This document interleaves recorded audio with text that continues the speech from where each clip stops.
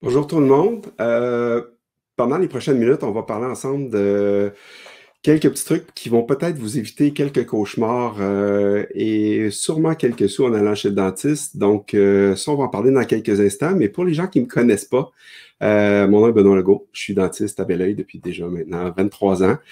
En fait, ça fait 23 ans que j'aide les gens à éviter les problèmes avec leurs dents et à aider ceux qui ont certains besoins avec leurs dents. Euh, Si jamais vous pensez que vous connaissez des gens que ça peut intéresser comme conversation, etc., n'hésitez pas à les taguer ou quoi que ce soit. Ça va me faire plaisir d'entendre leurs questions eux autres aussi. Puis jamais il y a des questions qui vous viennent en cours de route, gênez-vous pas pour les poser aussi. Ça va me faire vraiment plaisir d'y répondre. À ce sujet-là, à ce sujet-là, c'est ça, je vais me faire aider par ma collègue, Brigitte, qui va m'aider à me donner des petits cues pour savoir où on en est rendu dans la discussion. Est-ce que Salut ça va? Benoît, Tout va je bien suis avec la là. techno? Ben oui, salut, salut. Hey Parfait. Benoît, écoute, je suis super contente d'être là avec toi aujourd'hui. Je t'appelle Benoît parce que, écoute, ce que À cause j'allais te dire, ça fait de- 20 ans à peu près que je Ben suis oui. patiente chez toi. Ah oui, tes filles étaient tout petites quand on s'est vu la première fois. Effectivement. Exactement. Ça fait 19 Ouais. 20 ans. Écoute, Ophélie, que tu as vue depuis qu'elle est toute petite, là, j'avais commencé à aller la voir avant même, je pense, de la voir, ou en tout cas, j'étais enceinte ou je venais d'accoucher. Fait que ça fait au moins 19 ans qu'on se connaît. Ouais, ben ça me rajeunit pas, là. J'ai essayé de faire cacher avec le. Mais je pense que ça fait juste faire ressortir la lumière, les petits cheveux gris, là. En tout cas, ceci dit, non, ben effectivement, écoute, ça fait déjà un petit bout de temps qu'on se connaît. Donc, merci de m'aider là-dedans. Je vais en avoir Ben écoute, besoin. Il est question de me démêler avec tout ça, là. ben, moi, mon rôle, en fait, aujourd'hui, Benoît, ça va être de poser des questions qu'on a déjà reçues au préalable. Ah, tu avais fait un espèce de Google Form pour Oui. demander aux gens des questions. Je les ai imprimées, fait que on va pouvoir passer au travers ensemble, puis on va inviter les gens aussi à poser des questions sur Facebook. Nous, on va les voir, puis on va essayer d'y répondre le mieux qu'on peut. Je pense que tu avais une mise en garde à faire, hein, Benoît? Tu as des restrictions là, par rapport à faire une espèce de Euh, live Facebook comme ça, là. ouais, c'est ça. Il faut juste comprendre que les dentistes, on a quand même certains devoirs déontologiques, si on peut dire. La rencontre d'aujourd'hui, c'est que ça me permettra pas de faire des diagnostics sur écran. Ça me permettra pas d'émettre des opinions très pointues sur une situation très particulière. En fait, on va parler de principes généraux, mais on va partir des questions que les gens ont pour donner de l'information, ben dans le fond, qu'à peu près tous les dentistes devraient être en mesure de donner. Pour l'instant, c'est ça. On n'aura pas de communication très privée au niveau de la situation de tous et chacun. Il y a justement Véronique Chénier qui est là pendant le Oui, live, qu'on salut voit Véronique. son nom. Ben écoute, avant là, que je passe à travers les questions avec toi, t'avais-tu quelque chose que tu voulais nous dire d'entrée de jeu ou tu veux que je commence à te poser des questions parce qu'on en a des super bonnes là? Oui, ben en fait, ce que j'ai remarqué aujourd'hui, c'est que les questions qu'on a reçues recoupent vraiment beaucoup les mêmes sujets. Les gens veulent vraiment se faire assurer sur les gestes qu'ils posent de façon quotidienne, savoir si ça va les aider ou non dans leur santé. Ils font-ils des choses pour rien? Ils font-ils des choses un petit peu trop? Ils ont des petites habitudes, ils veulent être assurés sur est-ce que ça peut nuire à mes dents, est-ce que ça peut ne pas nuire à mes dents. Ceci dit, c'est d'abord et avant tout notre rôle de prévenir les problèmes avant qu'ils arrivent. Donc, oui, c'est ça, c'est le fun. Mais écoute, on peut commencer avec une question au hasard, puis on va naviguer là-dedans. Je suis sûr qu'on va recroiser beaucoup, beaucoup de sujets. Exact. Donc, on Et invite les gens en passant aujourd'hui, là, on va continuer tant aussi longtemps qu'on a des questions puis qu'on a de l'interaction. Fait que gênez-vous pas, ça va me faire plaisir. Puis en passant, la vidéo va être évidemment disponible en rediffusion après. Donc, si il y a des gens qui écoutent la vidéo après, là, qu'on soit dans le live, dans le direct, ben, ils peuvent poser quand même des questions parce que tu es quand même actif hein, sur les réseaux sociaux. Oui, Donc, mais c'est surtout que ça va nous donner de la matière à revenir puis à oui. recréer d'autres capsules comme celle-là qui vont nous permettre de donner des bons conseils finalement. Exact. Bon, ben, la première question, c'est une dame de 79 ans qui pose cette question-là. Ma prothèse inférieure est vissée sur 6 implants depuis 1994. L'un d'eux est très sensible au toucher et élance surtout la nuit. Je sais que tu vas faire un spécial hein, jeudi prochain, le 29 avril, sur tout ce qui est implant, tout ça, mais je, Oui, je trouvais quand même que la question était bonne, non? Oui, exactement. Ben, en fait, on va toucher beaucoup à ce que c'est les implants, qu'est-ce que ça peut amener dans la vie des gens, etc. Mais on va sûrement aborder le sujet de il se passe quoi avec les implants après, qu'est-ce que ça peut amener comme situation. Puis si jamais les gens vivent des incertitudes ou des inconforts, ben, qu'est-ce que ça peut être, comment on peut agir avec tout ça. Donc, oui, on va revenir là-dessus. En fait, ça me permet d'aborder le premier point qui dit que en médecine dentaire, c'est pas vraiment parce qu'il n'y a pas de douleur qu'il n'y a pas de problème. C'est juste que quand il y a un problème, des fois, ça fait pas encore assez mal pour qu'on s'en rende compte vraiment. Idéalement, ça serait de détecter avant qu'il y ait de la douleur ou de l'inconfort. Mais quand il y a de la douleur ou de l'inconfort, il y a souvent quelque chose qui est en train de se passer, puis c'est peut-être le temps de lâcher un petit coup de fil, puis d'avoir une petite jasette ensemble. Ceci dit, pour ce cas-là en particulier, on peut pas savoir exactement c'est quoi, ça peut être vraiment un million d'affaires. Mais il peut effectivement y avoir un problème avec un des implants. Donc, c'est important d'en parler. J'ai entendu 6 implants à la mâchoire en bas. J'imagine que c'est pour refaire toutes les dents. Ben, pour soutenir la prothèse complète qui est fixe sur des implants. S'il y a un problème avec un implant, à 6 implants, c'est souvent pas un si gros problème que ça. On va avoir l'occasion d'en reparler peut-être la semaine prochaine. Ceci dit, soit qu'on peut soulager, soit qu'on peut gérer de façon assez efficace et pas trop coûteuse la solution. Mais encore là, comme je disais au début de la capsule, au début du live, il faut vraiment prendre le temps de bien évaluer la situation clinique avant d'émettre une opinion là-dessus. Parfait. Ben, j'aurais plein de questions sur les implants. Mais Ah on oui, va revenir peut-être on plus pourra en tard. parler, mais il y avait beaucoup de sujets intéressants aussi, là. Oui, tout à fait. La deuxième question, est-ce qu'une récession gingivale peut être grave pour la santé de mes dents? Premièrement, peut-être que Benoît, ça ne te dérange pas que je t'appelle Benoît au lieu de Docteur Legault? Ouais, je pense que ça fait longtemps qu'on se connaît. Ça C'est sonnerait ça. un peu fauné de me faire appeler docteur, le gars, là. Ça fait bizarre, ça me fait bizarre. Mais Docteur Legault, juste peut-être nous expliquer un peu c'est quoi la récession gingivale. Puis après ça, bon, elle demande si c'est grave pour la santé de ses dents. J'aurais aimé avoir aujourd'hui un peu plus d'images, de matériel pour montrer qu'est-ce qu'on veut dire quand on a une récession, quand il n'y a pas de récession. Maintenant, est-ce qu'une récession, ça peut être grave pour les dents? Oui, tout à fait. Ça peut vraiment fragiliser le support de la dent, ça peut même mener éventuellement à la perte des dents, de cette dent-là en tout cas. Maintenant, reste à savoir comment la récession elle est faite, jusqu'à quel point elle va affecter les tissus autour. Ce qu'il faut comprendre, c'est qu'il y a de la gencive autour des dents, mais à un moment donné, cette gencive-là, elle arrête. Et puis, c'est le début d'un autre tissu qu'on appelle la muqueuse, qui fait tout l'intérieur des joues, puis qui va s'attacher jusqu'à la gencive. Donc, si cette gencive-là, qui est très, très attachée, elle est affaiblie et presque disparue avec la récession, quand la récession va atteindre la muqueuse, les problèmes un peu plus graves vont commencer à apparaître. Donc, on ne veut pas ça. Si vous regardez vos dents, vous allez vous rendre compte que la gencive, c'est vraiment très rose, très pâle et c'est assez ferme. La muqueuse, c'est beaucoup plus, beaucoup plus large, beaucoup plus rouge, beaucoup plus sanguin, si on peut dire. On voit la rougeur de la muqueuse. Puis si vous bougez la joue, vous allez voir que la muqueuse, elle bouge, mais pas la gencive. Donc, c'est ça. S'il y a une récession qui affecte pas beaucoup la gencive, l'épaisseur de gencive qu'il y a là.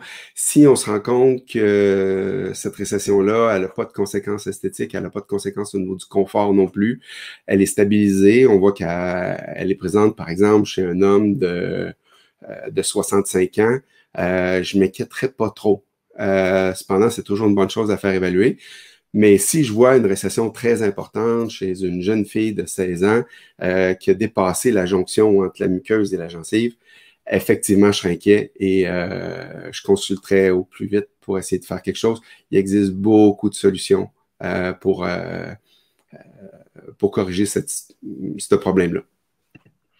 Justement, j'avais une question par rapport à ta réponse. J'ai déjà entendu dire que si on ne prenait pas soin assez de nos dents, qu'il y a des bactéries qui peuvent rentrer par soit nos gencives ou en tout cas nos dents, whatever, si on a des fissures ou peu importe là, le problème là, qui n'est pas réglé, si on ne règle pas un problème. Puis, ça peut même aller jusqu'à développer un cancer ou en tout cas des problèmes de santé beaucoup plus graves, que ça pourrait partir de là, puis après avoir d'autres choses. Est-ce que tu peux nous dire si c'est vrai ou c'est... Des problèmes de santé, oui, clairement. En fait, ce qui se passe, c'est surtout au niveau des problèmes de gencives. On va tout de suite régler quelque chose à propos du cancer. C'est peut-être un sujet sur lequel je pourrais vous revenir éventuellement. Personnellement, on n'a pas vu de corrélation entre le cancer et la maladie de gencive. En fait, la maladie de gencive, c'est soit la gingivite ou la parodontite, c'est-à-dire un problème qui affecte les tissus du support de la dent qu'on appelle le parodonte, c'est-à-dire la gencive, l'os qui est en dessous, le ligament, etc., puis la surface de la racine qu'on appelle le sément. Ça forme le parodonte. C'est ce qui fait que ça tient la dent dans la mâchoire.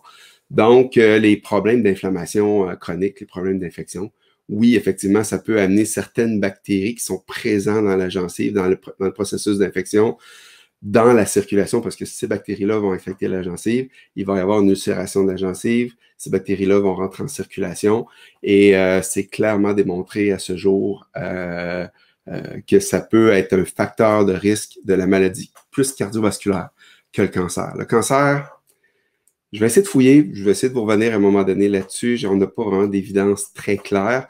Cependant, pour ce qui est de la maladie cardiovasculaire, c'est un facteur de risque vraiment pas négligeable.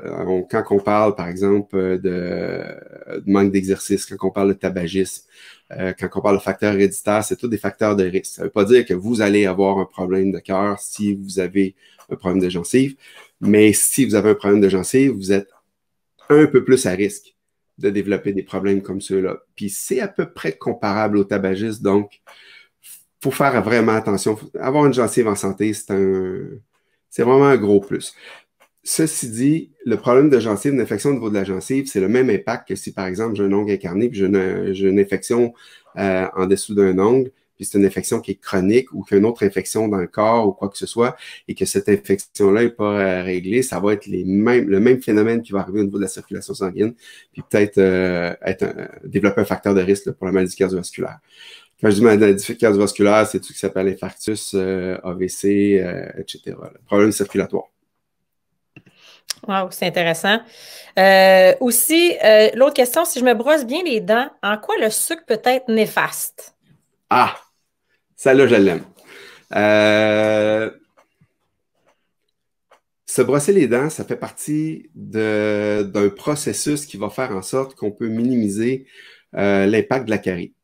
Je vais être très clair, c'est pas le sucre comme tel, à moins que ce sucre-là soit accompagné d'acide, comme par exemple comme dans certaines boissons gazeuses, par exemple comme Coke, Pepsi, 7-Up, etc.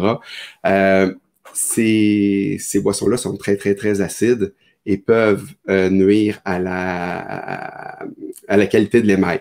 L'émail, c'est un cristal. S'il y a de l'acidité dessus, ça va affecter le cristal en surface, puis on va perdre l'intégrité de cette surface-là. Ça va créer une perte de substance, puis peut-être des niches ou des érosions, etc. Donc, le sucre comme tel va pas affecter l'émail. Cependant, dans notre bouche, il y a des bactéries. Il y a une flore bactérienne qui est là, qui est en équilibre, qui fait en sorte que notre bouche est ou n'est pas en santé selon l'équilibre des bactéries qu'on a au niveau de la bouche. Ces bactéries-là, ils sont encore... Mais en fait, les bactéries de la carie, le nom de cette bactérie-là, c'est Streptococcus mutans.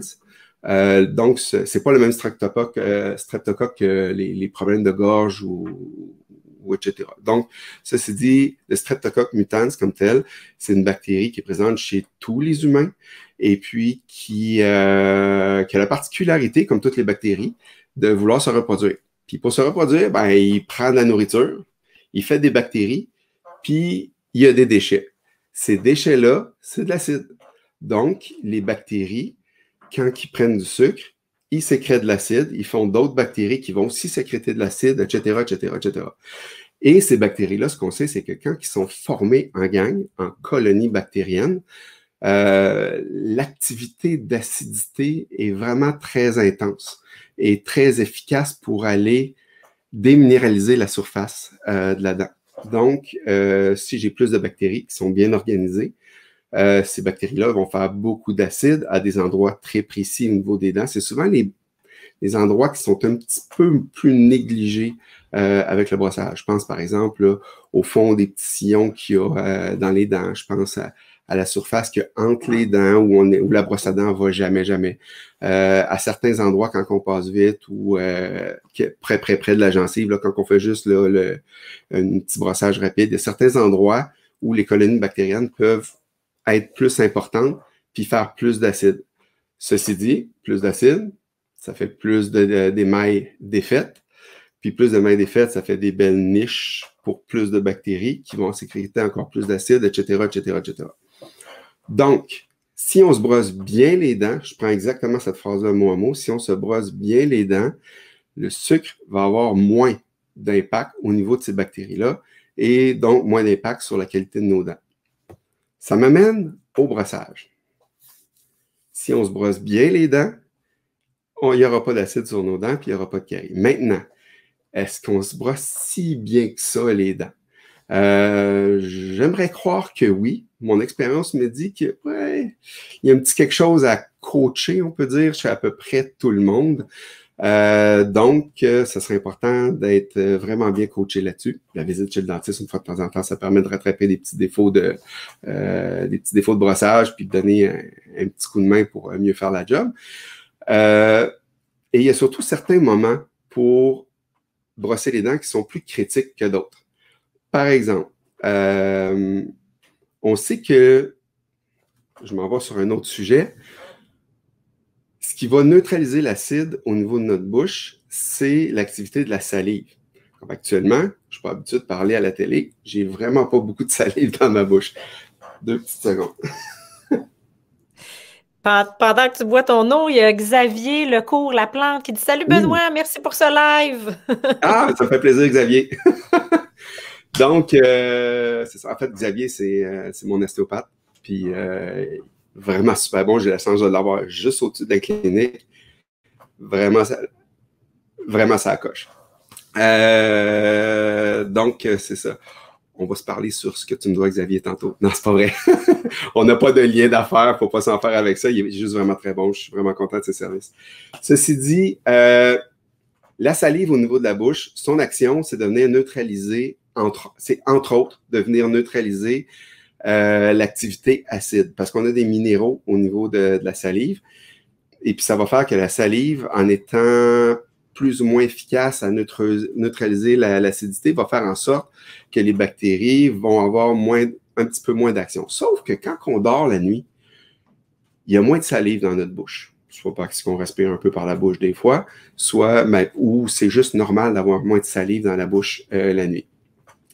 Et j'ai dit tantôt que les bactéries qui causent la carie, quand ils s'organisent en gang, ils font plus d'acide puis ils font plus de dommages. Se brosser les dents le soir avant de se coucher. Et ce que je dis, c'est la dernière chose avant de se coucher, sauf peut-être boire de l'eau, embrasser sa blonde, puis c'est tout, ou son chum. C'est super important. Parce que ce qu'on vient faire, c'est de tout désorganiser les colonies bactériennes avec le brossage. Et puis, on fait en sorte qu'on va flusher une bonne partie de ces bactéries-là. On les enlèvera pas toutes, on le sait. De toute façon, on ne faut pas penser à ça parce que on les enlèvera jamais toutes. Puis, c'est peut-être pas une bonne chose non plus de toutes les enlever, mais on va au moins les désorganiser. Puis on va faire en sorte que ces bactéries-là vont être beaucoup moins nocives, puis ils vont être en pas mal moins grand nombre. Je me rappelle que j'ai vu une question un petit peu plus tôt aujourd'hui qui parlait de la soie dentaire. C'est quand le meilleur moment pour passer la soie dentaire? C'est exactement à ce moment-là. Parce que il y a des colonies bactériennes qui s'installent au contact des dents, juste quand, tu sais, les dents, quand ils se touchent, là, il y a un petit spot entre les dents où la brosse à dents se rend jamais. Mais jamais. Ça veut dire que si on ne passe pas la soie dentaire, à cet endroit-là, il y a des bactéries à l'année longue qui se développent comme ils veulent. Et s'il y a beaucoup de bactéries à cet endroit-là, ils vont faire de l'acide. Et c'est pour ça qu'on a des petites caries entre les dents des fois, ou si on a des plombages. Le joint qui est entre le plombage puis la dent, c'est le petit point faible là, de la dent. à ce moment-là, à cet endroit-là, il peut y avoir des récidives de caries ou des nouvelles caries. C'est pour ça qu'on retrouve beaucoup de caries à cet endroit-là. Donc, d'aller passer la soie dentaire à cet endroit-là, c'est bon de le faire juste avant de se coucher. Et le meilleur moment pour le faire, c'est de le faire avant de se brosser les dents. Là, le monde, il me demande, quand tu passes la soie dentaire, quand tu vas chez le dentiste, il passe toujours la soie dentaire après s'être brossé les dents. Comment ça se fait? Ben, en fait, c'est juste que la petite pâte qu'on prend pour bien polir la surface des dents puis faire en sorte que l'émail soit vraiment, vraiment très, très lisse et très et moins perméable aux bactéries. Ben, il y a comme des petites granules, des petites choses, fait qu'on ne veut pas laisser ça là, fait que c'est pour ça qu'on passe la soie dentaire après. Cependant, il y a souvent un bon rinçage par la suite aussi. Et puis, voilà, puis chez nous, il y a une application de fluor aussi qu'on fait après par la suite pour venir vraiment favoriser une recristallisation au niveau de l'émail. Voilà. Si je reviens un petit peu en arrière, donc là, je passais par la soie. Il y a un brossage de dents qui doit être fait le soir, vraiment juste avant de se coucher. Le but, c'est de désorganiser et de flusher le plus de bactéries possible pour faire en sorte que quand il va y avoir un moment plus vulnérable pour les dents la nuit, ben, au moins, on n'a pas de plaque dentaire sur les dents, il n'y a pas de bactéries. La plaque, c'est des colonies bactériennes, finalement. C'est ça que c'est. Donc, c'est pas de la nourriture, la plaque dentaire. La nourriture, elle vient s'ajouter à ça, mais c'est pas la plaque dentaire, c'est pas de la nourriture, c'est des bactéries. Donc, le fait de brosser les dents à ce moment-là, ben, ça va venir, c'est ça, enlever tout le risque, puis préparer le terrain pour avoir une nuit sans salive qui ne sera pas dommageable pour les dents. Maintenant, s'il n'y a pas de salive pour venir neutraliser les bactéries qui restent, eux autres, ils vont vraiment proliférer beaucoup la nuit. Donc, c'est pour ça que c'est une bonne chose, quand on se lève, de se brosser les dents. En fait, je dis quand on se lève de se brosser les dents, le brossage de dents, il peut être fait après le déjeuner. En fait, idéalement, après le déjeuner. Voilà. Puis après ça, si pendant la journée, on a l'occasion, après avoir mangé, de brosser les dents, c'est une bonne chose. Peut-être pas après chaque collation ou quoi que ce soit, mais c'est une bonne chose après les repas principaux et avant de se coucher, de se brosser les dents. Mais disons, au minimum, le soir avant de se coucher, puis le matin après le déjeuner, c'est vraiment les deux moments les plus critiques pour le brossage de dents. Qu'est-ce que le sucre a à voir là-dedans? Ce qu'il faut comprendre, c'est qu'une bactérie, quand ça prend du sucre, ça fait de l'acide, je l'ai dit tantôt, puis ça fait de l'acide pendant une bonne demi-heure. Ça dépend de la capacité de la salive à venir neutraliser cette acidité-là. Donc là, avoir de l'acide sur les dents, on sait c'est pas bon, ça fait des trous, puis c'est fait par des bactéries. Mais bon, le sucre va quand même causer une acidité passagère au niveau des dents qui va faire en sorte qu'il va y avoir une altération de l'émail. Puis on sait que ça va durer à peu près une demi-heure, une heure. Si je prends, par exemple, mettons que mon boss vient d'installer une machine à slotch dans le bureau, mettons. Je suis sûr qu'il y en a qui vont s'en reconnaître. Puis que je prends ma slotch, puis je dis, j'en poirerai pas trop, parce que, tu sais, je fasse attention à ma santé, je veux pas prendre trop de sucre, c'est peut-être pas bon pour mon métabolisme, je fais attention au diabète. En plus de prendre ces bactéries, ces calories-là, c'est peut-être pas une bonne chose pour pour le contrôle de ma santé, ma surcharge pondérale, etc., blablabla. Ceci dit, c'est pas tant ça, moi, qui m'inquiète en tant que dentiste. C'est juste que si je sais qu'à chaque fois que je prends un petit peu de sucre, je me ramasse avec de l'acidité sur mes dents pendant une demi-heure, une heure, puis que je prends juste une petite gorgée, juste une petite gorgée, une fois par heure, ben mes dents, ils baignent dans l'acide à journée longue. Ça a beau faire beaucoup de travail pour le dentiste, c'est quand même pas ce qu'on souhaite. OK, on est quand même là pour prévenir ces problèmes-là, puis faire en sorte que vous n'ayez pas de dommages à long terme. Donc, la carie, ce que c'est un paquet de bactéries qu'on ne veut pas se laisser s'organiser parce qu'ils sont plus puissantes à faire de l'acide à ce moment-là. Puis donc, on veut les désorganiser une fois de temps en temps. Entre les dents, il faut aller passer la soie dentaire parce que sinon, c'est comme si les bactéries n'étaient jamais désorganisées à cet endroit-là. Puis en plus, le sucre va venir amplifier le problème parce que ça va amener beaucoup de nourriture aux bactéries qui vont faire vraiment beaucoup d'acide quand c'est pas carrément l'acidité comme telle de la boisson qui va venir causer des problèmes en plus. Tout ce qui s'appelle en passant boisson énergisante, c'est épouvantable. c'est épouvantable. C'est souvent des gens qui vont perdre leurs dents éventuellement. Faut vraiment faire attention à la fréquence de consommation de ces boissons-là. Justement, Benoît, Oui. juste vu que tu es sur ton air d'aller par rapport à tout ce qui est brossage, soit dentaire et tout, j'avais 2 questions par rapport à ce sujet-là. Il y a quelqu'un qui demande, brosser ses dents avec une brosse électrique, est-ce meilleur qu'un bon brossage manuel? Ça, c'est ma première. Puis après ça, la deuxième, puis juste parce que peut-être que tu vas pouvoir compléter avec ça. Moi, je suis comme freak, là. Je pars ma brosse à dents électrique 2 fois. Tu as des belles dents, Brigitte, tu as des belles dents. Non, je comprends, mais est-ce que c'est trop? Est-ce qu'on peut trop se brosser les dents? Est-ce que trop, c'est comme pas assez aussi? Donc, est-ce qu'une brosse à dents électrique, c'est meilleur qu'une brosse à dents ordinaire, là? Puis, est-ce qu'on Ouais. peut trop se brosser C'est les une bonne dents? question. En fait, un brossage parfait avec la brosse à dents électrique et un brossage parfait avec une brosse à dents manuelle, pas de différence. C'est rarement parfait, la réalité. Donc, disons que ce qu'on remarque chez nous, c'est que les gens qui vont vers une brosse à dents électrique ont de loin moins de problèmes d'accumulation de tartre. Ils ont des gencives un peu plus en santé, mieux stimulées, etc. Donc, je suis obligé de constater sur une base personnelle que il y a vraiment de meilleure santé dentaire et gingivale avec une brosse à dents électrique. J'imagine que la brosse à dents électrique va venir échapper des petites imperfections que le brossage avec une brosse à dents manuelle va venir faire. Donc, c'est ça. Et puis, c'est drôle parce que les gens qui brossent manuellement vont rarement brosser 2 minutes. Puis à peu près tout le monde qui se brosse la dent avec une brosse à dents électrique vont souvent faire 2 cycles de 2 minutes avec la brosse à dents électrique parce qu'ils aiment le feeling. Donc, est-ce que c'est parce que les gens freak du brossage de dents, on s'achète une brosse à dents électrique? Je ne sais pas. Ceci dit, ce qu'il faut retenir de ça, c'est que oui, la brosse à dents électrique va offrir généralement un meilleur brossage parce que c'est pas vrai qu'on est parfait tout le temps. Et puis, deuxièmement, le deuxième volet de ta question, c'est est-ce que trop brosser ses dents, ça peut être une mauvaise chose? Je suis obligé de dire que oui, mais je vais être très clair. Se brosser les dents, c'est rarement une mauvaise chose. Il y a des gens pour qui l'habitude de se brosser les dents est vraiment très intense et ces gens-là peuvent développer des problèmes. Rarement au niveau des dents, à moins de prendre un dentifrice qui est très abrasif. Mais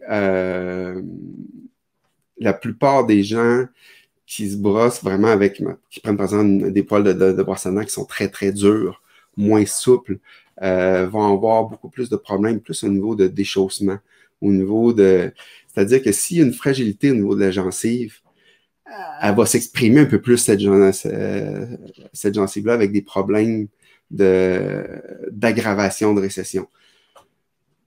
Je m'enligne sur un terrain qui peut être discutable parce que même en dentiste, on n'est pas vraiment 100% tout le monde d'accord là-dessus. Mais disons que trop, c'est comme passer. On cherche un équilibre, on cherche à bien le faire, mais trop, tu sais, quelqu'un qui se brosserait les dents 8 fois par jour pendant 10 minutes, on pourrait croire qu'il y aurait des problèmes au niveau de l'émail et au niveau des gencives, effectivement. Tout est une question d'équilibre. Mais tu sais, comme tu disais tantôt, de partir sa brosse à dents électrique 2 fois, c'est pas si pire. Ça peut pas être nocif. Ouais, c'est ça. Puis une brosse à dents électrique, ce qui est le fun, c'est qu'il y a un sensor dessus. Fait que quand on pèse trop fort sur la brosse à dents électrique, en tout cas les bonnes brosses à dents électriques, il va y avoir un déclenchement d'une sonorité ou il y a quelque chose qui va se passer avec la brosse qui va faire qu'elle va dire « wow, slack un peu ». Fait que, tu sais, c'est ça, faut la laisser travailler, la brosse à dents électrique, aller l'amener dans différents coins, mais il faut pas nécessairement brosser à la place de la brosse à dents, elle fait la job toute seule. Puis la plupart des brosses à dents électriques vont offrir des têtes de brosse à dents qui ont des soies, des poils de brosse à dents qui sont vraiment adaptés à cette activité-là. Justement, tout à l'heure, tu parlais là, de slush puis de boissons énergisantes. Il y a Marilyn Petrica qui pose la question, puis on avait une question aussi, sensiblement, c'est la même qu'on avait eue au préalable.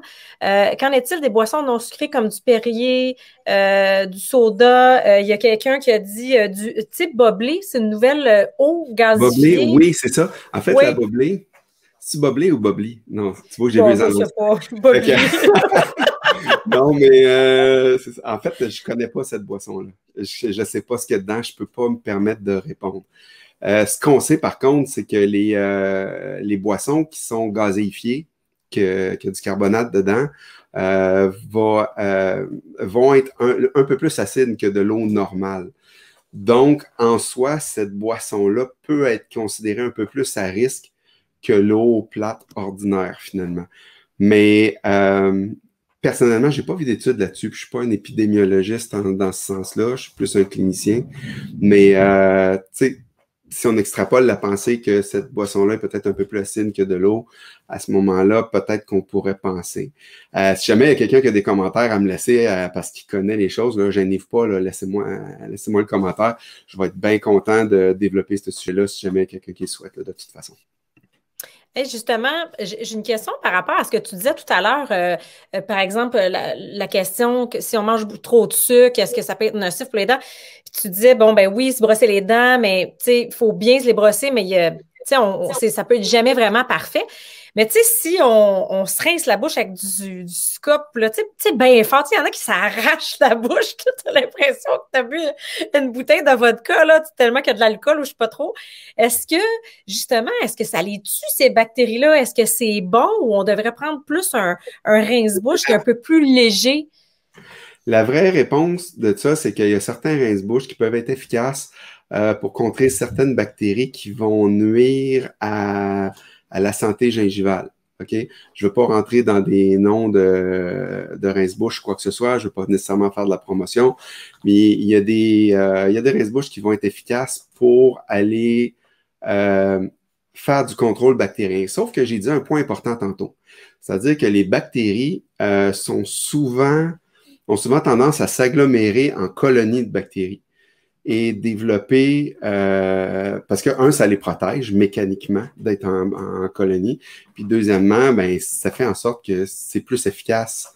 Ils sont plus efficaces comme ça pour survivre, les bactéries, finalement, dans la bouche. Donc, si j'ai une colonie bactérienne qui est assez bien organisée sur mes dents ou près de mes gencives et que je vais rincer avec un rince-bouche qui est efficace contre les bactéries, ce que je vais faire, c'est que je vais bien aller désinfecter les bactéries qui sont en surface de la colonie. Mais si je n'ai pas défait cette colonie-là avec un rince-bouche, puis là, je ne parle pas juste de bactéries qui causent la carie, mais aussi des bactéries qui peuvent causer les problèmes de gencives.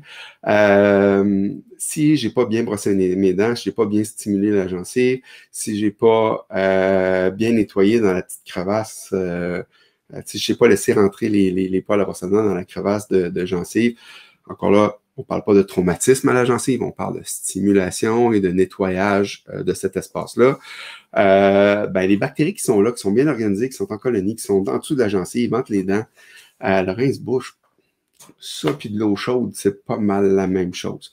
La seule chose, c'est que si on a bien rincé, c'est-à-dire si on a bien brossé, qu'on a bien passé la soie dentaire, qu'on a bien désorganisé les colonies bactériennes, puis qu'on prend un rince-bouche, ça aura l'air qu'il y aurait une efficacité accrue pour vraiment avoir un bon contrôle de bactéries. Maintenant, tantôt, j'ai parlé d'équilibre bactérien dans la bouche, c'est-à-dire qu'il y a des bonnes bactéries, il y a des moins bonnes bactéries, puis on veut que tout ça, ça reste en équilibre. Jusqu'à quel point ces rince-bouches-là, pour monsieur et madame tout le monde, pour tout le monde en général, va faire en sorte qu'on va pas un peu déstabiliser la colonie bactérienne, la flore bactérienne au niveau de la bouche. Je ne peux pas vraiment me prononcer là-dessus. Je pourrais peut-être me renseigner. C'est un bon sujet. Ce que je veux dire, c'est que de toute façon, si on a bien brossé nos dents, puis qu'on a bien passé la soie dentaire, qu'on va chez notre dentiste une fois de temps en temps pour défaire les obstacles à ce bon brossage-là qui est l'accumulation de tartre au niveau des dents, je vois pas en quoi le rince-bouche pourrait être plus efficace pour la personne moyenne, si on peut dire. Il y a certaines personnes qui ont un peu plus de misère à maintenir un équilibre bactérien au niveau de la bouche. Ces gens-là, on les voit en soins de gencives de façon assez régulière.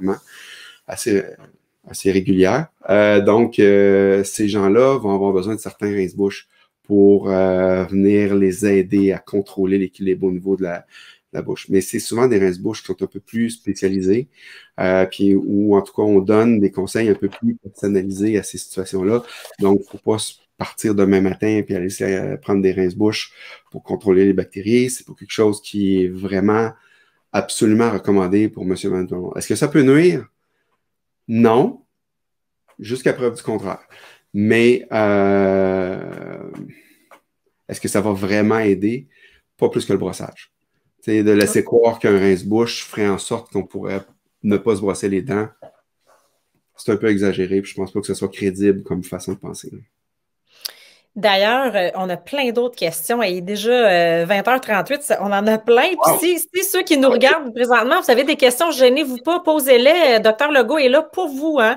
En passant, vous faites ça aujourd'hui parce que c'est le mois de la santé bucco-dentaire. Oui.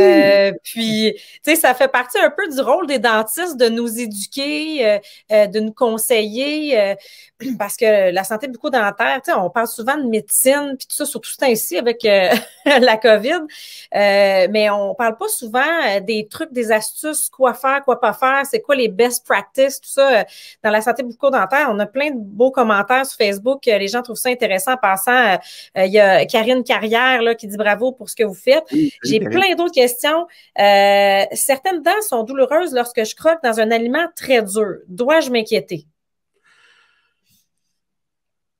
Oui.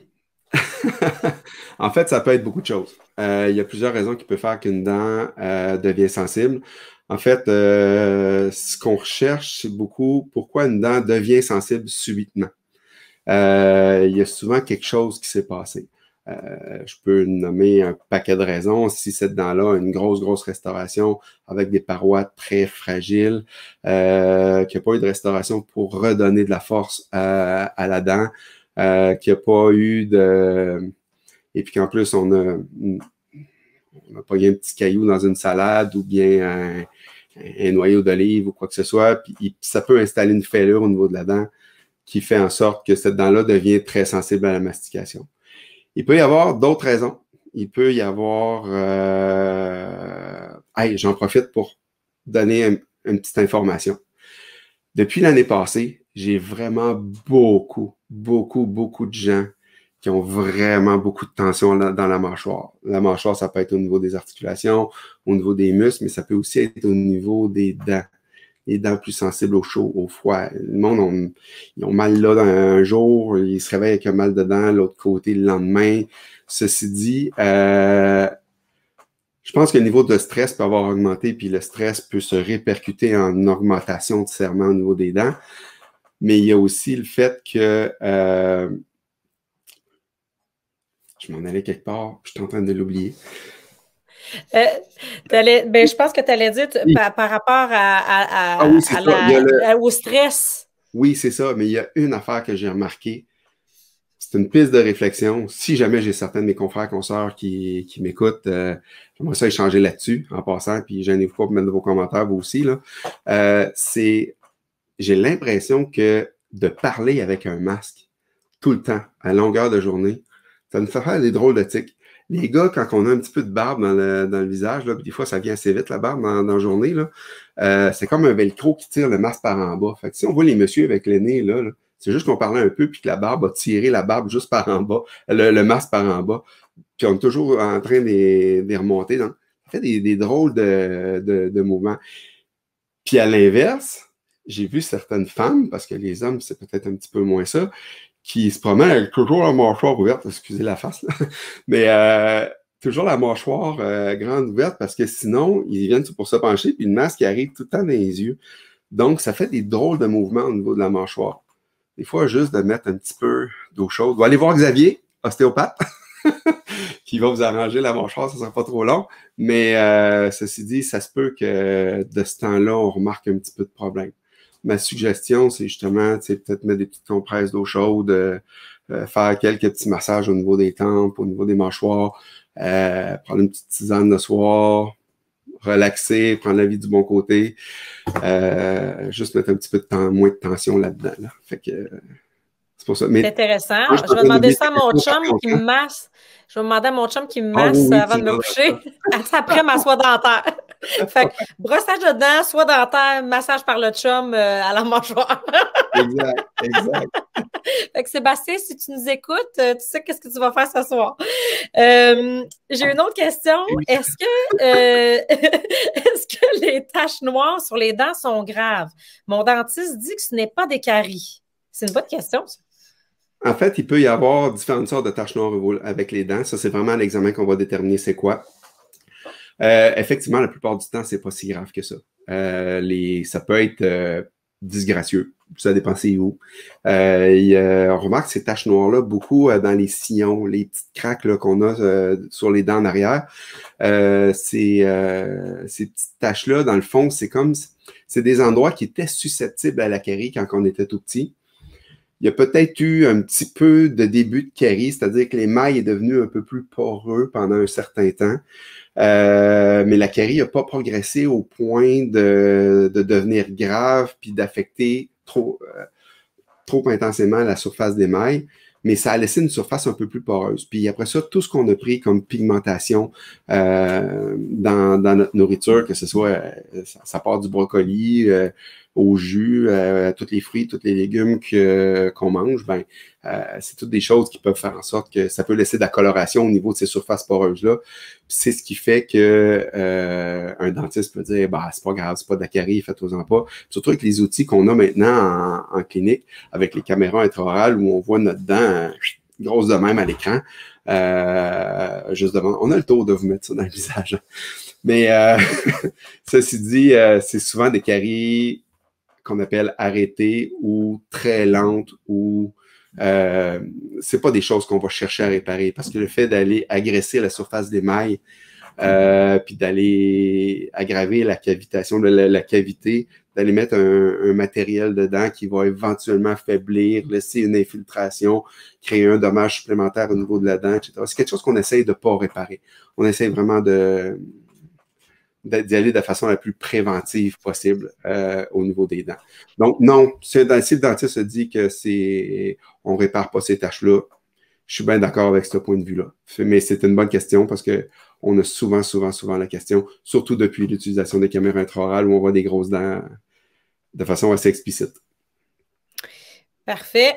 L'autre question, quelles sont les meilleures solutions pour remplacer une dent? Meilleur pour quand? Meilleur pour qui? Je ne répondrai pas à la question meilleur parce qu'il y a souvent plusieurs solutions pour remplacer une dent. Puis il y a plusieurs facteurs qui vont entrer en ligne de compte, dont un assez important qui est l'aspect financier. Il existe des façons très abordables de remplacer les dents. Il existe des façons beaucoup plus complexes et beaucoup plus coûteuses de remplacer les dents aussi. Ceci dit, si on parle d'un point de vue thérapeutique, on ne va pas laisser un espace édenté. Ça crée trop de dommages au restant de la dentition, puis c'est jamais quelque chose qu'on sent la semaine d'après, c'est souvent quelque chose qu'on va sentir 20, 25 ans, 30 ans après. Quand on a 40 ans, on ne s'imagine pas avoir 50 ans un jour. Quand on a 50 ans, on n'a aucune idée de qu'est-ce que ça a l'air à 60 ans. Mais il arrive un jour où on se rend compte qu'il y a bien des problèmes dans la dentition, puis ça a souvent commencé par un problème de fonction qui nous a été créé parce qu'il y a une dent qui a été enlevée très jeune. Les autres dents ont cherché à compenser, les dents d'en bas descendent, les dents d'en arrière basculent. Il y a certaines dents même en avant qui vont chercher à prendre la place. Ceci dit, ça crée beaucoup de dommages. Donc, premier concept, on essaie de ne pas laisser un espace édenté. Je vais partir de plus loin. On essaie de ne pas avoir de problème avec nos dents. On va tout faire ce qu'il faut pour ne pas avoir de problème avec nos dents. S'il y a un problème, on va essayer d'être le plus conservateur possible. On va essayer de mettre des mesures en place pour éviter qu'il y ait une carie qui se développe. On a des processus maintenant en dentisterie qui s'appellent la reminéralisation. Puis la reminéralisation va souvent aider à contrôler la carie puis faire en sorte qu'on n'ait jamais besoin de réparer cette carie-là. Si on a besoin de la réparer, il faut être le plus conservateur possible. Si on n'est plus capable d'être conservateur, il faut être le plus solide possible à long terme. Puis quand on n'a plus moyen d'être solide puis qu'on a perdu la dent, effectivement, de la remplacer, c'est la meilleure option. Et la meilleure option, d'un point de vue thérapeutique, est souvent l'implant. Je surveille mes mots parce que chaque situation est unique, puis c'est important d'avoir une bonne consultation pour vraiment aller chercher l'information. Ceci dit, un implant, ce que c'est que c'est juste que c'est un ancrage qui est autonome. On a enlevé la racine naturelle là-dedans en faisant l'extraction. L'implant, ce qu'on fait, c'est qu'on va mettre une racine qui est artificielle, qui est faite en titane, qui va donner un ancrage pour une couronne qui va laisser les dents tranquilles. L'autre solution qu'on a, c'est de dire, ben, on va aller s'ancrer sur les dents qui sont à côté. Donc, on va aller primer les dents d'à côté, puis on va venir asseoir une structure sur ces dents-là qui sont jumelées entre elles par une troisième dent qui remplace la dent. Donc, si je lève la structure, j'ai comme 3 dents jumelées entre elles qui viennent s'asseoir sur 2 dents. Donc, ça, c'est ce qu'on appelle un pont. Sauf que le pont est quand même assez agressif au niveau des dents. Cependant, il y a des bonnes solutions, il y a des bonnes situations pour les ponts, il y a des bonnes situations pour les implants, il y a des mauvaises situations pour les implants, il y a des mauvaises situations pour les ponts, il y a les prothèses amovibles qu'on peut prendre aussi. Ça, c'est un ancrage qui est amovible, c'est quelque chose qu'on enlève le soir, qu'on nettoie, puis qu'on remet le matin. Donc, tout ça, c'est toutes des bonnes solutions. On est content d'avoir toutes ces solutions-là dans notre jeu. La seule chose, c'est qu'il faut voir chaque personne avec son vécu, avec sa santé, puis avec ses attentes particulières, va nous demander de faire, puis on va trouver la bonne solution pour cette solution. Donc, tu me demandes si c'est une bonne solution, les implants. Non, tu me demandes c'est quoi la meilleure solution pour tu ne m'as pas posé pour remplacer une dent. Quelles sont les meilleures solutions pour remplacer une dent? Il existe vraiment un paquet de solutions, mais il y en a une bonne pour tout le monde. Pour ce qui est des implants, je sais que tu l'as dit tantôt, mais on fait un live la semaine prochaine. Oui, jeudi prochain. Jeudi soir, pour parler un petit peu plus d'implants. On va parler de principes généraux, mais on va parler de c'est quoi les limitations de l'implantologie, c'est quoi les possibilités de l'implantologie, qu'est-ce que ça vient faire, etc. Mais si vous avez des questions là-dessus, gênez pas, posez-nous-les, puis on va en reparler. Exactement. Ouais. Il me reste presque pas de questions, donc c'est le temps, hein, ceux qui nous écoutent en ce moment. Si vous avez des questions à demander à Dr Legault, vous pouvez le faire en commentaire, puis on va essayer de prendre le temps d'y répondre. La prochaine question que j'ai souvent mal à ma mâchoire le matin. Est-ce normal? Tu en as parlé un petit peu tantôt. On comprend qu'il y a une petite corrélation à faire avec le stress qu'on vit en ce moment. C'est quand même pas quelque chose de normal. On vit une situation assez extraordinaire que les gens ont tendance à être un peu plus stressés ces temps-ci. Mais quand même, est-ce que, tu sais, on en a vu, je pense. Il y a différentes raisons pour avoir mal à la tête le matin. Pour savoir le mal de tête, il est dû à quoi en se réveillant le matin? C'est important de bien faire évaluer la situation. C'est sûr que le dentiste est bien placé pour faire un screening des possibilités. Il y a différentes raisons pour aller voir le matin. Il peut y avoir, oui, des tensions au niveau de la mâchoire. Il peut y avoir des phénomènes de bruxisme nocturne. Il y a des choses qu'on peut faire par rapport à ça. Le bruxisme, c'est l'action de gricher des dents. Ça, c'est quelque chose que je pourrais peut-être reparler une autre fois. Mais il y a tous les phénomènes aussi d'apnée du sommeil, de manque d'oxygène, de déshydratation, etc.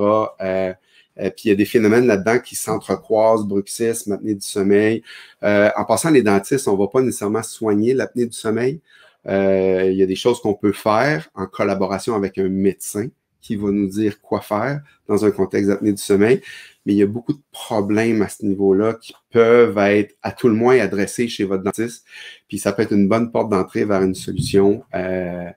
Puis on parle de mal de tête le matin, mais il y a un paquet de choses. Il peut y avoir de la fatigue aussi, il peut y avoir de la confusion, il y a toutes sortes de choses qui fait que des fois, il suffit juste d'en parler, puis on trouve des solutions, puis des fois, on se trouve donc niaiseux de ne pas y avoir pensé avant. Mais votre dentiste, c'est une bonne personne pour essayer de démystifier ce qu'on peut faire, ce qu'on peut pas faire, puis où aller, qui consulter. Puis si jamais ça prend un médecin, on va vous référer à votre médecin, puis on va vous dire pourquoi, dans quel contexte. Donc, vous allez avoir un message clair à demander à votre médecin là, pour si jamais il y a quelque chose à explorer de ce côté-là.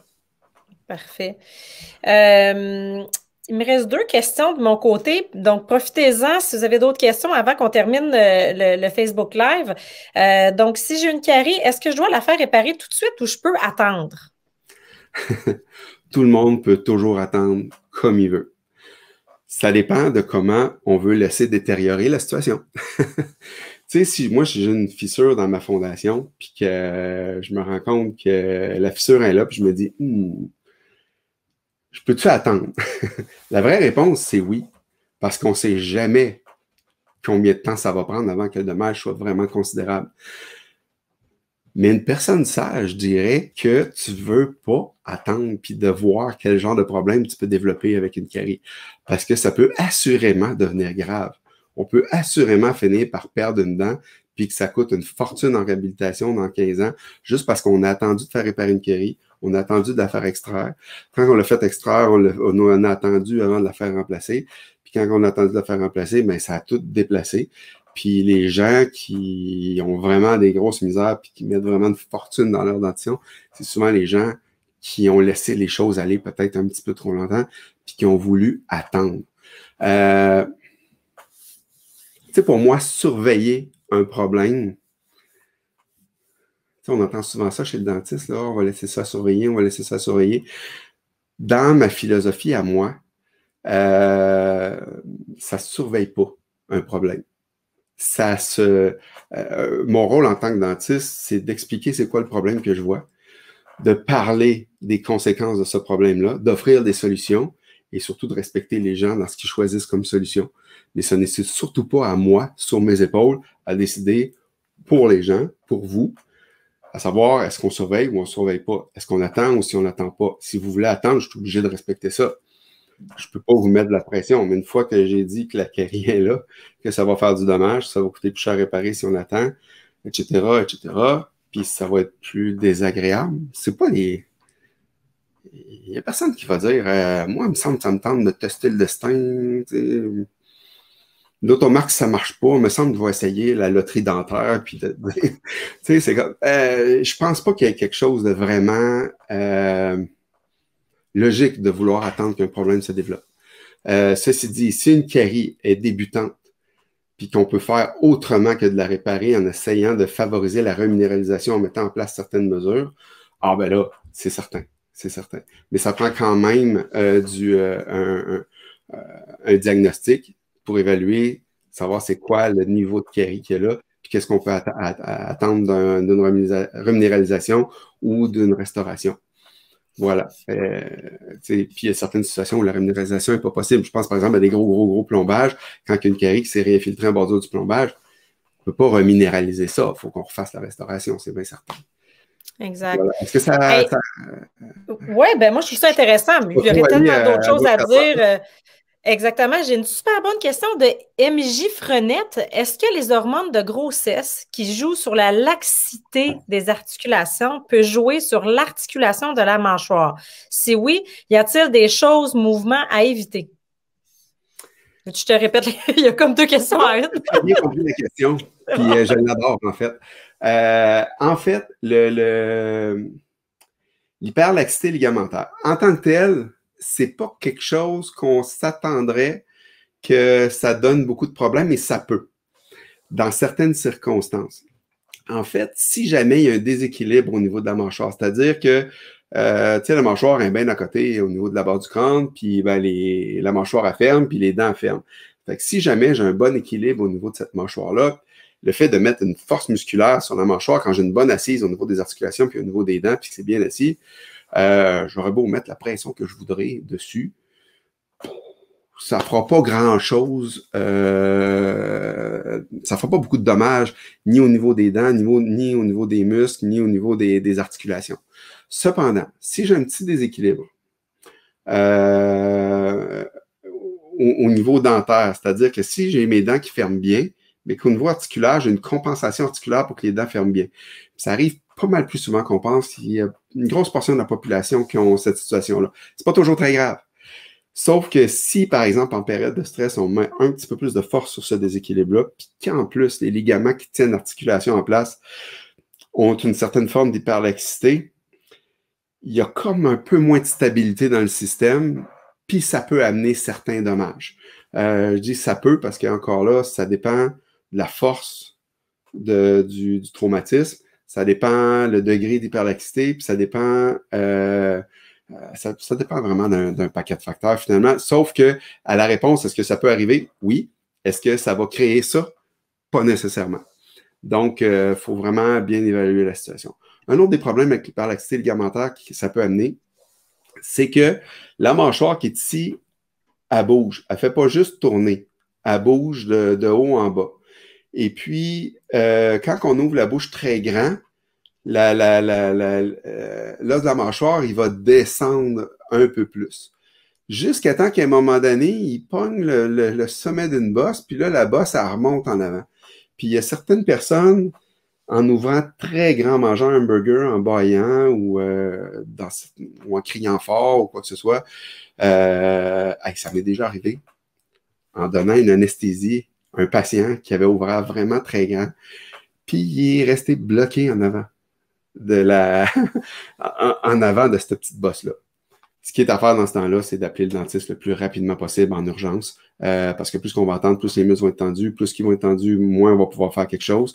Donc, c'est ça. Puis le dentiste, ce qu'il va faire, c'est qu'il va mettre ses pouces en danger en mettant ses pouces entre les dents, puis il va juste rembarquer la mâchoire. C'est un peu désagréable. Quelqu'un qui fait une grande hyperlaxité au niveau des mâchoires peut des fois connaître ça.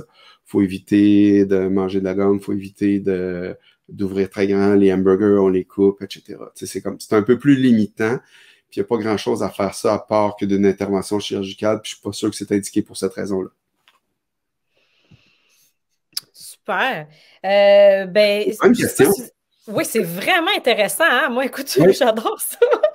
Profitez-en. Il reste peut-être une minute au live, finalement. Je voulais, premièrement, peut-être une dernière question, en fait. Combien de fois par année on devrait aller voir le dentiste? Est-ce que c'est vrai que c'est 6 mois ou 1 an, c'est correct? Qu'est-ce qui est préférable? Quelqu'un qui n'a pas de problème fonctionnel, quelqu'un qui n'a pas de problème de gencive, quelqu'un qui n'a pas de problème récurrent de carie, quelqu'un qui n'a pas beaucoup de restauration à avoir, comment tout ça, comment les restaurations passent l'épreuve du temps et de la mastication. Une fois par année, je suis quand même assez à l'aise avec ça. Cependant, dès qu'on a des restaurations qui sont un peu plus volumineuses, dès qu'on a un petit peu de tartre, dès qu'il y a des problèmes de gencives qu'il faut superviser. Ça aussi, les problèmes de gencives, Brigitte, j'aimerais vraiment ça que tu prennes en note. J'aimerais vraiment ça adresser cette portion-là, à venir adresser, c'est un mot en anglais. Je suis vraiment désolé aux puristes de la langue française. J'aimerais ça qu'on s'occupe de cette question-là à un moment donné, parce que c'est vraiment, vraiment intéressant. Donc, les gens qui ont vraiment un peu de problèmes de gencives, les gens qui ont des problèmes fonctionnels, 6 mois, c'est pas un luxe. Même ceux qui ont des problèmes de gencives, des fois, on va les voir aux 3-4 mois à peu près. Donc, là, il y a des gens qui ont des assurances, qui viennent nous voir aux 9 mois. On ne dit pas non, c'est bien certain, parce qu'on aime mieux qu'ils viennent nous voir une fois aux 9 mois qu'une fois par année ou pas du tout. La seule chose, c'est que 9 mois, c'est une question d'assurance. C'est une question de calcul de tarifs de la part des assurances. Ça n'est pas une question de besoin. Je te dirais que 6 mois pour la majorité des gens, 1 an pour certaines personnes qui ont la chance d'avoir une bouche vraiment parfaite. Puis, c'est quoi? Les gens qui ont cette bouche-là, ils viennent 2 fois par année. Je ne sais pas s'il y a un lien, mais bon, en tout cas. Ceci dit, ou les gens qui ont des problèmes, des challenges au niveau du start, oui, effectivement, on va les voir au moins 2 fois par année. Ouais. Intéressant. Pour terminer, on inviterait les gens, si ça vous tente de faire le petit test, vous avez fait un Google Form, là, c'est comme une auto-évaluation sur la santé générale de votre bouche, là. C'est quand même intéressant, tu sais, c'est comme vous pouvez cocher, puis ça va vous donner des indices, vous envoyez des cloches, vous dites, ah oui, tu sais, si c'est dans la liste habituellement, c'est que c'est pas, tu sais, il y a quelque chose qui cloche. Donc, on vous invite à y répondre. Puis, si jamais vous voulez une consultation avec Dr Legault, ben, vous avez juste à remplir le formulaire à la fin. On vous pose des questions à la fin de ce formulaire-là. On a mis aussi, vous allez peut-être le voir plus tard, là, les coordonnées de la clinique dentaire de Benoît Legault à Belleuil. Donc, si ça vous tente d'aller voir mon dentiste depuis presque 20 ans, sa gang, et c'est une super belle gang. En plus. Ouais. Donc, les coordonnées vont être là. Puis si vous avez d'autres questions, même si on a terminé le live, là, n'hésitez pas, posez vos questions. Dr Legault est là pour vraiment faire l'éducation. Gênez-vous pas. Oui, dites-le, oui. Réagissant, là. Oui, puis je trouve ça le fun parce que, tu sais, on apprend plein d'affaires ensemble, puis, tu sais, vos questions nous amènent peut-être à vouloir faire peut-être d'autres lives après. Tu sais, tu parlais de bruxisme tantôt, de problèmes avec les gencives. On pourrait Oui. peut-être en faire d'autres, tu sais. Je Ah, il trouve y a ça tellement de intéressant. choses à parler, là. Il y a tellement d'affaires, là. Vraiment, vraiment. Donc, n'hésitez pas à poser vos questions, à commenter, à partager aussi la vidéo, hein, pour que les gens puissent Oui, s'éduquer un peu. d'ailleurs, si vous pensez que il y a des gens qui peuvent se reconnaître là-dedans, n'hésitez pas à les taguer. Ils vont pouvoir aller voir la vidéo après ça en rediffusion, il n'y a pas de problème. Exactement. Donc, merci, Docteur Legault, d'avoir pris le temps de nous éduquer aujourd'hui Hey, ça me en fait ce. tellement plaisir, tellement plaisir. Merci de m'avoir aidé là-dedans parce que sérieusement, tout seul, c'est beaucoup de logistique. J'aurais pas pu Oui. être aussi focus avec des gens que j'adore depuis tellement longtemps. C'est sûr. Puis on vous invite la semaine prochaine, jeudi prochain, toujours à 20h. Tu sais, on s'est dit qu'on allait prendre 20h parce que les enfants habituellement sont couchés.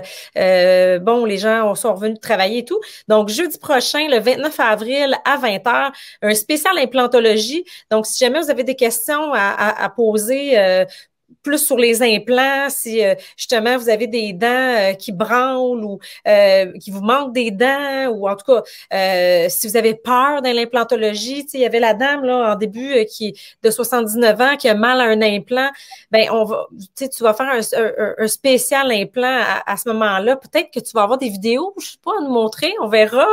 En tout cas, ça va être intéressant. Et En passant, puis, il n'y a rien qui empêche de nous appeler pour une petite consultation aussi, là, hein? Gênez-vous pas avant. Mais le Facebook Live, il coûte rien, fait que c'est parfait. ben oui, ben exactement. Puis ça peut être d'aller voir toi ou un autre dentiste, là. L'important, c'est que vous allez voir votre dentiste pour votre santé à vous. Puis ben on vous souhaite une bonne soirée. T'avais-tu un mot de la fin pour Ah, j'ai trouvé ça vraiment le fun. Sérieusement, j'ai adoré ça. J'étais un peu nerveux avant, je me suis dit, waouh, parler live.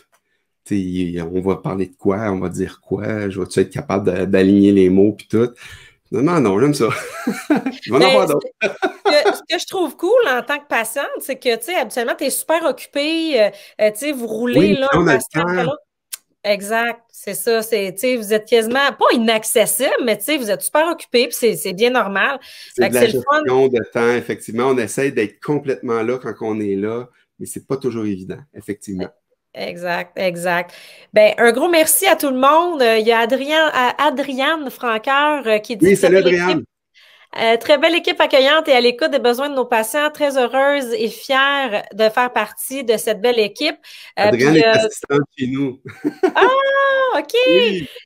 Puis MJ Frenette, j'imagine que c'est Marie-Josée, là, MJ, super intéressant, excellent vulgarisateur, comme toujours. Il y a Marie-Claude Morin aussi, merci, ce fut très intéressant. Ben, en tout cas, tu as des super beaux commentaires, puis ben, merci à tout le monde. Déjà 9h06, on pensait, hein, on se demandait si on allait faire Allez une vite. demi-heure. Exactement. Donc, à la prochaine, tout le Ben, monde. si on a des sujets plus précis, on va ratisser peut-être un peu. Mais Oui, merci on va beaucoup. faire des... Ça fait plaisir. Bye, tout le monde. Bye tout le monde.